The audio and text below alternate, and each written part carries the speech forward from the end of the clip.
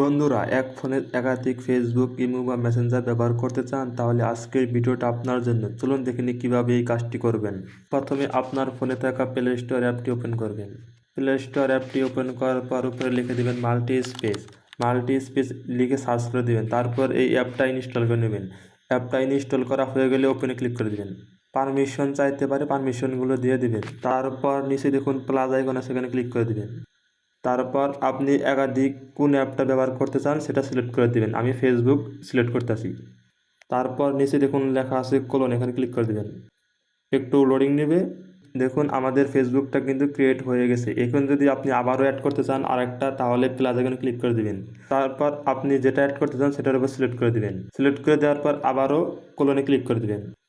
তারপর আবারও লোডিং নেবে। দেখুন আমাদের ফেসবুক কিন্তু ডাবল হয়ে গেছে। এখন আপনি ফেসবুকের উপর ক্লিক করলে ওপেন করতে পারবেন। দেখুন আমাদের ফেসবুকটা কিন্তু ওপেন হচ্ছে।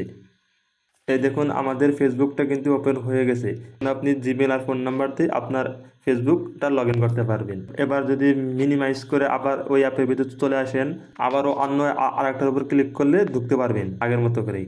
আবারও সেম প্রসেসে ফোন নাম্বার পাসওয়ার্ড দিয়ে আপনি ফেসবুকটা লগ ইন করতে পারবেন। আবার যদি মিনিমাইজ করে আগের পেজে চলে আসেন, এখন যদি আপনি যে কোনো অ্যাপ ডিলিট করতে চান, তাহলে ওই অ্যাপের উপর ক্লিক করে ধরে রাখবেন। ক্লিক করে ধরে রাখার পর নিচে দেখুন লেখা আছে ডিলিট, এখানে ক্লিক করে দেবেন। দেখুন আমাদের ফেসবুকটা কিন্তু ডিলিট হয়ে গেছে।